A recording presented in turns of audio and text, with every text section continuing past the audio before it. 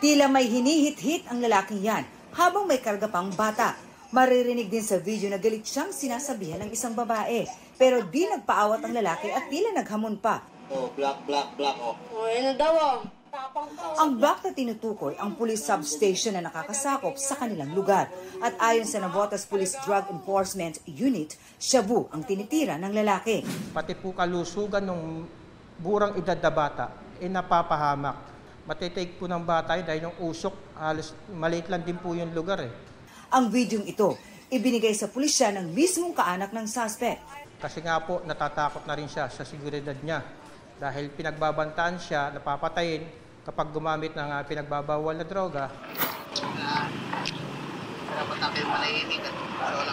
Sa isang buy-bust operation, naaresto ang lalaki na di itinangging siya ang nasa video.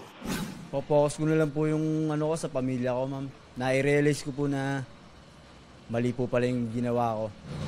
Pero gumagamit ka? Opo. Pagka yung... Pero hindi po ako nagtutulak, ma'am. Huli rin ang kasama niya umano sa pagbebenta ng shabu.